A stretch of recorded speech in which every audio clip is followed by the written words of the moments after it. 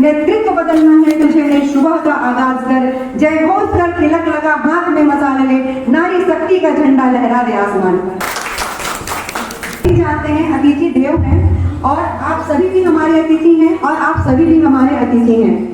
तो भारतीय सभ्यता, संस्कृति और संस्कार के हिसाब से आप सभी हमारे देव हैं। आप सभी को मैं चरण वंदन करती हूँ और आप सभी से आशीर्वाद भी चाहती हूँ कि हमारा यह संगम हमेशा चलता रहे, और एक वादा भी चाहती हूँ कि आप मेरा पहले राकेश ठाकुर जी के स्वागत के लिए शोभा त्रिपाठी जी को आमंत्रित करूंगी।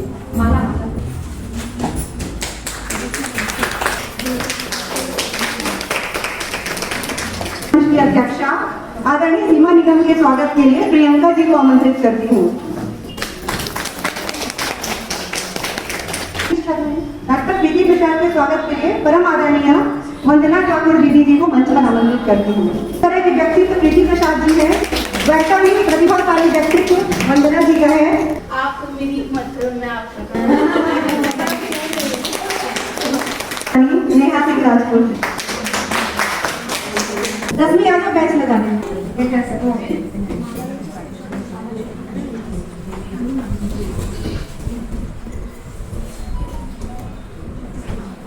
अभी तो बिगुल बजा है, हमारा यहाँ उपस्थित होना किसका द्योतक है।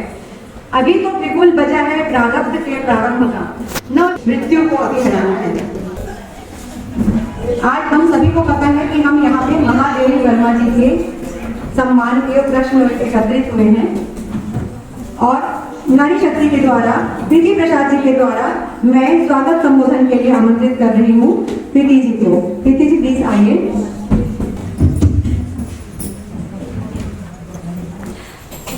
अंतरराष्ट्रीय महिला दिवस छत्तीसगढ़ तू मधुर स्वर दो, तम का तिमिर हर दो, तम का तिमिर हर दो। मैं दीप प्रज्वलन के लिए सभी पदाधिकारी को आमंत्रित करती हूँ माँ सरस्वती जी की पूजा के लिए।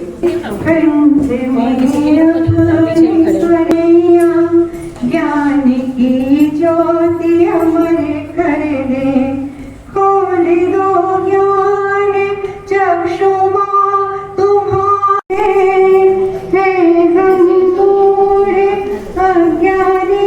स्वागत संबोधन के लिए अब मैं रश्मि जी को मंच पर आमंत्रित करती हूँ जो हमें महादेवी वर्मा के बारे में कुछ शब्द कहकर अवगत करेंगे।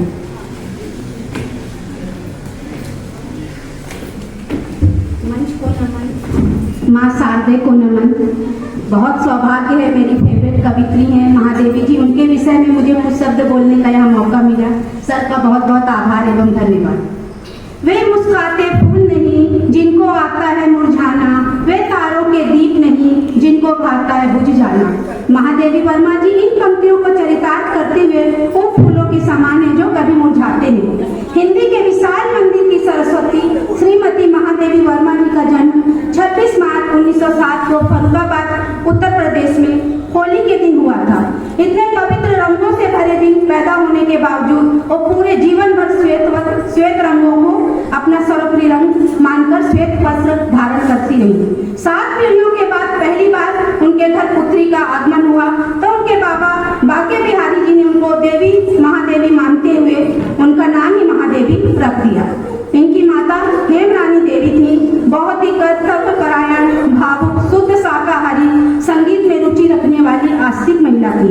जबकि पिताजी गोविंद प्रसाद वर्मा नास्तिक, घूमने फिरने व शिकार के शौकीन, संगीत प्रेमी, मांसाहारी, बहुत ही विद्वान व्यक्ति, भागलपुर कॉलेज में प्राध्यापक थी। सुमित्रा नंदन पंत एवं महाप्राणी राजा जी महादेवी जी के मानस बंधु थे और सुभद्रा कुमारी चौहान इनकी प्रिय सखी थी। छायावाद के प्रमुख स्तंभों में से एक महादेवी जी खुद महान स्तंभ थी। प्रकृति प्रेम, गीतात्मकता, चित्रात्मकता, विरहानुभूति, रहस्यवाद इनकी प्रमुख काव्यगत विशेषताएं हैं। इनकी विरहानुभूति इतनी संवेदनशील थी कि इन्हें आधुनिक मीरा की उपाधि प्राप्त है।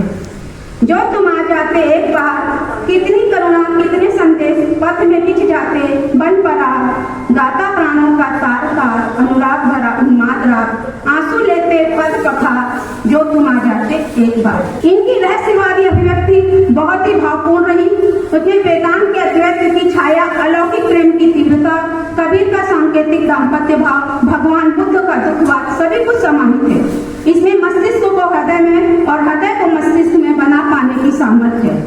क्या पूजन, क्या अर्चन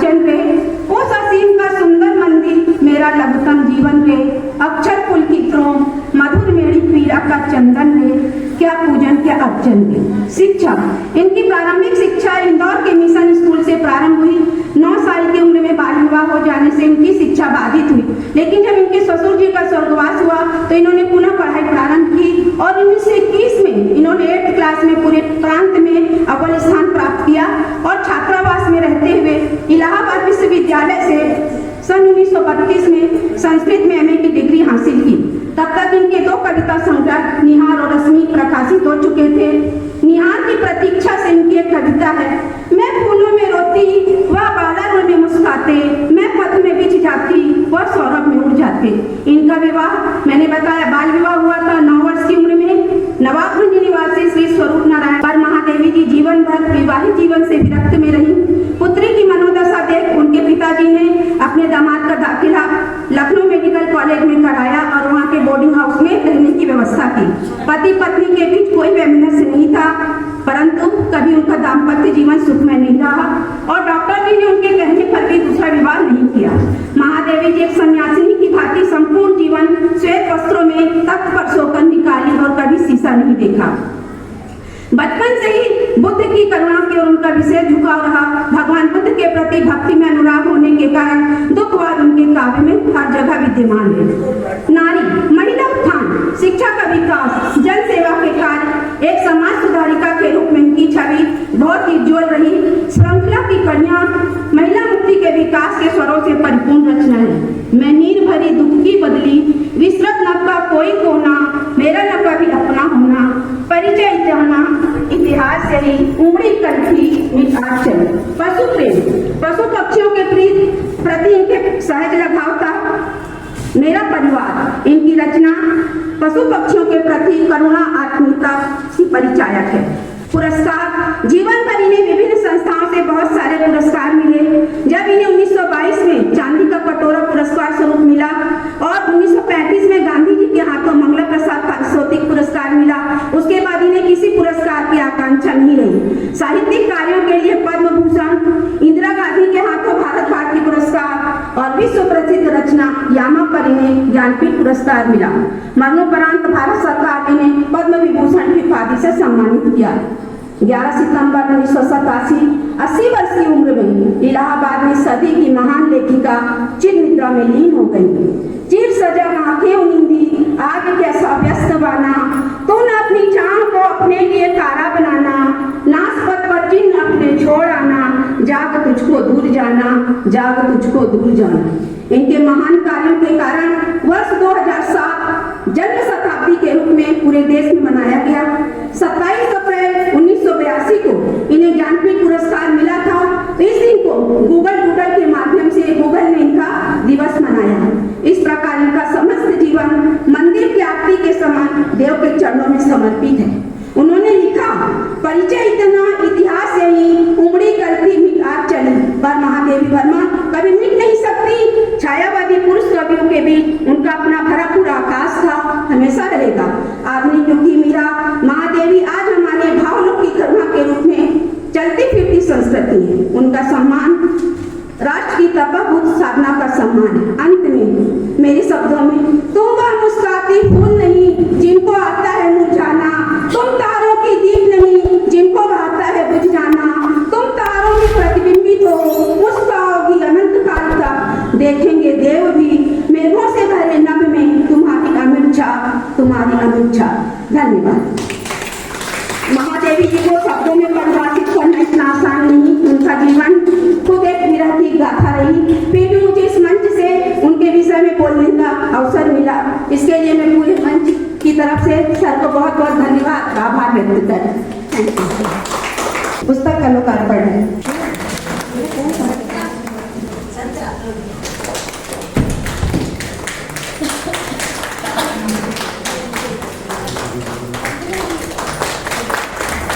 देवो भव।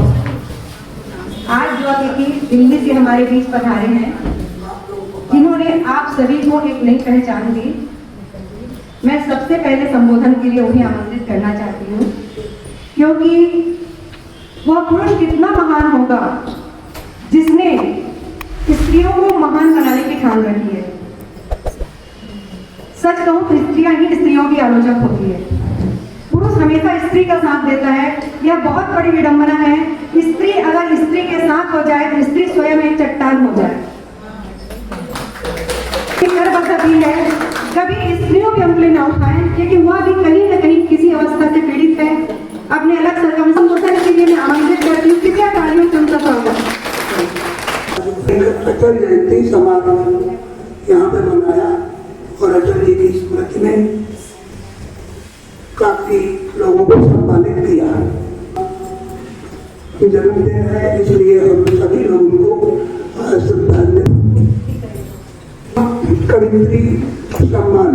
महादेवी वर्मा एक ऐसा नाम है महिलाओं की, कवित्रियों की प्रेरणा स्रोत महादेवी वर्मा ही है। आधुनिक युग में महादेवी वर्मा एक मील का पत्थर साबित हुई है, जिन्होंने महिलाओं को लिखने के लिए प्रेरित किया। और मैं समझता हूँ सभी महिलाओं की वो प्रेरणा स्रोत लिखने के क्षेत्र में उनसे बड़ा प्रेरणा स्रोत कोई नहीं हो सकता। क्योंकि हम लोग इस दिशा में महिलाओं के लिए या महिला रचनाकारों के लिए जगह जगह आयोजित करते हैं। और इस साल हमने इस क्रम में मध्य प्रदेश, राजस्थान, उत्तर प्रदेश, छत्तीसगढ़ में महादेवी स्मृति कवित्री सम्मान का आयोजन किया है। मैं समझता हूँ कि इस आयोजन के माध्यम से हम जो सम्मान देते हैं, महिलाओं को प्रेरणा मिलती है लिखने के लिए। क्योंकि जब आप लिखते रहेंगे और आपको कोई मंच नहीं मिलेगा या सम्मान नहीं मिलेगा तो लोगों के अंदर एक कुंठा की भावना पैदा हो जाती है। इसलिए अगर वो लिखता है, राइटर है, महिला हो या पुरुष, लिखने के साथ साथ प्रकाशन बहुत जरूरी है। प्रकाशन अगर नहीं होता है तो लोगों का प्रोत्साहन नहीं होता है। जहाँ तक मेरा अपना अनुभव है, क्योंकि ये सोशल मीडिया का युग है, मेरे पास आज की स्थिति में 1 लाख से ज्यादा मेंबर मेरे सोशल मीडिया पर हैं। स्टेट में है, जैसे आप लोग जुड़े हैं, छत्तीसगढ़ का अलग है, उत्तर प्रदेश का अलग है, राजस्थान, हर स्टेट में हमने बना रखे हैं। मैं रचनाकार नहीं रहा, क्योंकि आप लोगों को छापने के चक्कर में मैं आप ही के काम में लगा रहता हूँ। और लिखने के लिए एकाग्रता चाहिए, तो मैं तो 24 घंटे आप लोगों के लिए काम करता हूँ, तो मैं नहीं लिखता। पब्लिकेशन बनाया और आपको जानकारी दे दूं कि अभी तक मैंने 6000 रचनाकारों की रचनाएं प्रकाशित की हैं। हमने पार्लियामेंट के संसद के केंद्रीय कक्ष में आयोजन किया है। तो ये सब करने के बाद आज, क्योंकि वो तो ये अलग था जब हम चिट्ठियां लिखते थे कविताएं बनाने के लिए, आज तो हम फेसबुक पे डाल देते हैं। पता चला 2 दिन के अंदर मेरे पास 50 कविताएं, कल मैंने परसों एक पोस्ट डाली बसंत विशेषण की, मेरे पास 50 कविताएं अभी तक आ चुकी हैं। सभी लोगों को महादेवी वर्मा सम्मान दिया जाएगा। जो लोग जिनकी जो उपलब्धियां हैं उस आधार में हम लोग का चयन करके, लेकिन महादेवी वर्मा सम्मान सबको दिया जाएगा। मैंने ये निर्णय किया कि जो लोग यहाँ में आया हूँ, मैंने पिछले जो भी आयोजन किए पिछले दिनों, तो हम लोग क्या करते थे, जो बड़ी बड़ी महिलाएं वो आती थी कवित्रियां, उनको महादेवी वर्मा सम्मान दे देते थे। तो लोगों को लगता था मुझे तो मिला नहीं महादेवी वर्मा सम्मान। तो मैंने 16 दिन से कहा कि इस बार हम छत्तीसगढ़ में एक नया प्रयोग करेंगे, जो जिस स्तर की रचनाकार है उसको उसी स्तर का देंगे, लेकिन महादेवी वर्मा उसमें जरूर लगाएंगे। तो मैंने उसमें जो वरिष्ठ हैं उनको महादेवी वर्मा शिखर सम्मान, और जो मध्यम वर्गीय हैं उनके लिए महादेवी वर्मा कवित्री सम्मान, और जो नवोदित हैं उनको महादेवी वर्मा स्मृति सम्मान के 3 अलग अलग वर्ग बनाए। मैं संस्थापक हूँ, उस नाते में यहाँ आया हूँ, आपको सम्मान दूंगा। लेकिन एज ए रचनाकार तो मेरे मन में भी होता है कि जब कोई आयोजन हो तो मैं अपनी भी प्रस्तुति या कविता जो भी है आपको सुनाऊं और आपको सुनूं। तो मैं आपको एक अपना पहले मैंने क्या है तो पहले पंक्तियां सुनाता हूँ, क्योंकि आप लोग दूर से आए हैं, आपको जाना भी होगा। तो जरा मेरी पंक्तियों पर थोड़ा ध्यान दें। कुछ रिश्ते मजबूरी में निभाए जाते हैं, कुछ रिश्ते मजबूरी में निभाए जाते हैं, मतलब में दुश्मन भी दोस्त बनाए जाते हैं। कुछ रिश्ते मजबूरी में निभाए जाते हैं, बेकसूर ही दुनिया में सताए जाते हैं। कुछ रिश्ते मजबूरी में निभाए जाते हैं। अजीब और गरीब है इस जहां का दस्तूर भी, मतलब में दुश्मन भी दोस्त बनाए जाते हैं, बेकसूर ही दुनिया में सताए जाते हैं। अमीरों की डायरी में जिनकी कोई जगह नहीं, फिर भी लोग दिल को दांव पर लगाए जाते हैं। कुछ रिश्ते प्यार में घर करार न हो, प्यार में घर करार न हो तो वो प्यार नहीं, प्यार में अक्सर लोग आजमाए जाते हैं। कुछ रिश्ते मजबूरी में निभाए जाते हैं। आगे शेर है, फूलों को मसल कर, बहुत सुंदर शेर है, जरा बहुत फरमाए। फूलों को मसल कर फेंक देते हैं जो लोग, फूल उन्हीं के पहलू में पाए जाते हैं। कुछ रिश्ते मजबूरी में निभाए। शेर और है कि दुनिया को देखने के लिए युग बदल गया है, बहुत तेजी से युग दौड़ रहा है। अगर आप सोच समझ के नहीं चलेंगे तो बहुत जल्द धोखा खा जाएंगे। उसी पर मैंने लिखा है, चलिए एक परंपरा है, ये कार्यक्रम में बहुत सारे लोग हैं और मेरा प्रयास ये रहता है कि जो भी मेरे कार्यक्रम में आता है उसको मंच मिलना चाहिए, लेकिन आप लोग एक परंपरा को निभाएं। जो मैंने शुरू की है, मैंने एक ही रचना पढ़ी है, मैं चाहूँ तो यहाँ दो भी पढ़ सकता हूँ, लेकिन इसलिए आप लोग भी एक छोटी रचना पढ़ें क्योंकि समय बहुत अमूल्य है और सबको पढ़ना है। और आप लोग को सुनूंगा, आप लोग छोटी कविता सार गर्भित कविता सुनाए और अपना सम्मान लें। के आशीर्वचन हमें हमेशा मार्गदर्शन करते हैं और आगे भी करेंगे। स्त्रियों के संबोधन की प्रक्रिया में आगे बढ़ते हुए मैं राजनांदगांव से आई माला शुक्ला जी को मंच पर आमंत्रित करती हूँ। वो हमें कुछ पंक्तियां कहकर अनुग्रहित करेंगे। कृपया तालियां बजाइए। माला शुक्ला राजनांदगांव। इतना पावन दिन है आज, अटल बिहारी वाजपेयी जी का भी जन्मदिन है, क्रिसमस भी है और महादेवी वर्मा सम्मान के लिए हम लोग यहाँ एकत्रित भी हुए हैं। तो ये हम लोग के टूटे फूटे शब्दों को जो सर ने एक मंच दिया है और महादेवी वर्मा जैसा सम्मान मिलना, मतलब सच में वो पुलक पुलक मेरे दीपक जल जो उनकी कविता है वही दिल में मेरे भी हो रहा है कि ब्याह कर सासरे आए, बचपन की सखियां सारी छूट गई। जब मैं ब्याह कर सासरे आई, बचपन की सारी सखियां छूट गई। कच्ची अमियां उसने खूब उछाली, जीवन के अनुभव भी उसने खूब सिखाए, कैसे पतझड़ में धीरज। भारती के लाल, वे बहुत महान कवि थे। भारती के लाल तेरे शब्दों में प्राण थे, भारती के लाल तेरे शब्दों में प्राण थे। लेखनी अटल चली कविवर बड़े महान थे, लेखनी अटल चली कविवर बड़े महान थे। आगाज था। धन्यवाद। आज इतने विशेष मौके पर हमने इसे सुना।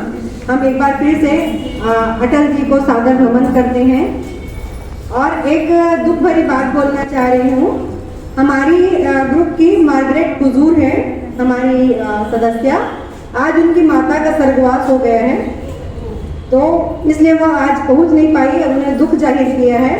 तो उनके दुख में हम भी भागीदार हैं, इसलिए हम सब उनको नमन करते हैं। भगवान उनकी आत्मा को शांति प्रदान करे। ओम सम।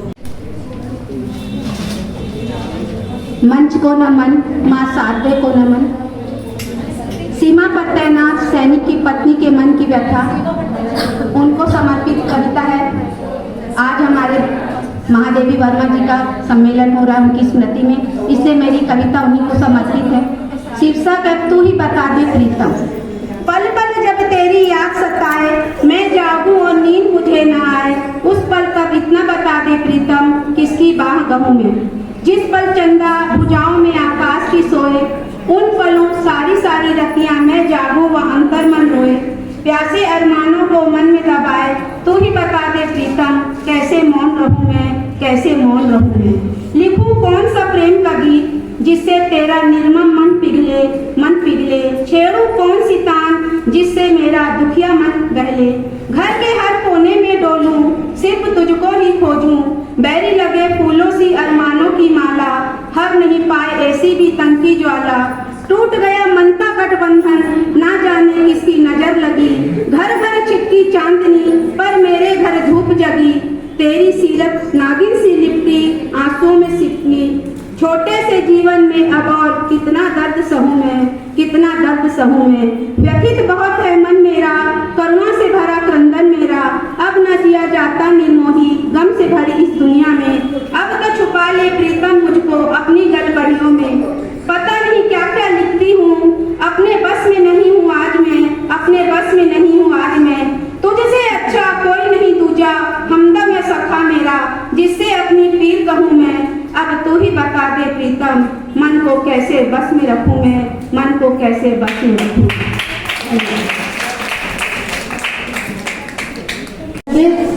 दो अशार बोलती हूँ, सुनिएगा।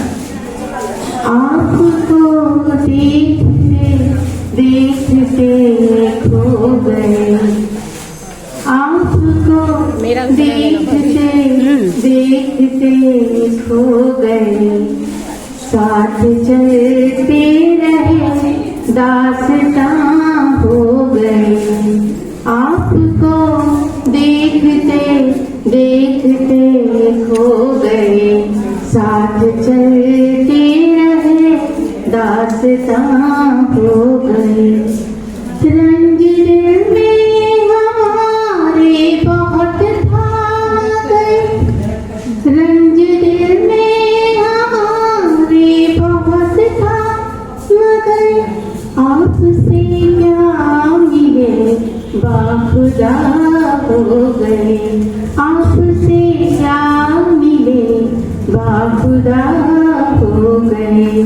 आपको देखते देखते खो गए। बात जब भी चली बज़्म में आपकी, बात जब भी चली बज़्म में आपकी। हम फना हो गए, इंतहा हो गए। आपको देखते देखते खो गए। आखिरी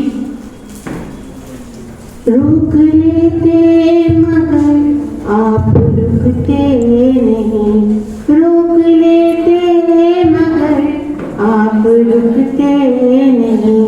आप तो अब हमारी सदा हो गए। आप तो अब हमारी सदा हो गए। साथ चलते रहे दास्तां हो गए, दास्तां हो गए। बहुत बढ़िया, बहुत बढ़िया। संगीता, आदरणीय संगीता बनाकर जी को बुलाते हैं।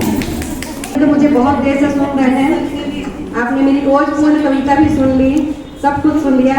मुझे खुद समझ में नहीं आ रहा कि अब मैं क्या बोलूं, बट कुछ पंक्तियां बोलती। निर्धन से ये पूछो क्या रोटी की कीमत है, क्या होती है छत और क्या घर की जरूरत है। कसम से उस खुदा से बस यही आवाज आएगी, रोटी माँ है छत बाबा घर औरत की जरूरत है। रोटी माँ है घर बाबा घर औरत की जरूरत है। हम सभी छत पे बैठे हैं, सारी सुविधाएं हैं, कभी जाके देखिए जो ट्रेन के फुटपाथ पे सोते हैं। निर्धन के घर निधन जब हो तो निर्धन ही समझता है। 2 गज कफन भी उसको कितना महंगा लगता है।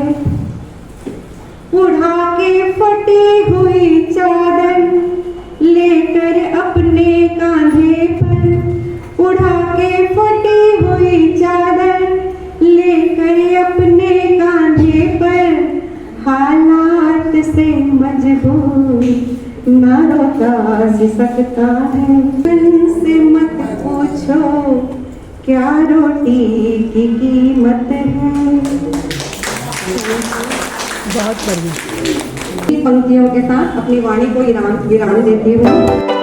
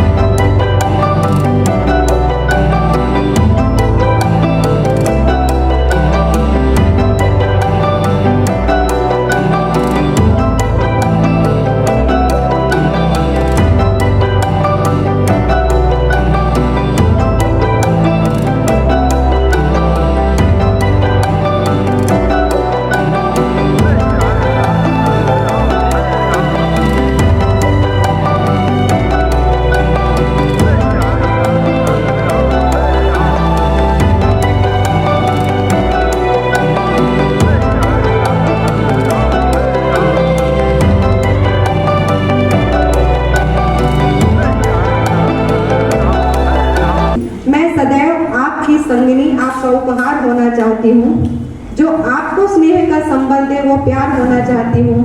अगर सांसों की रफ्तार थम भी जाए तो आपकी स्मृतियों में सदैव गुलजार होना चाहती हूँ। बहुत बढ़िया। Thank you.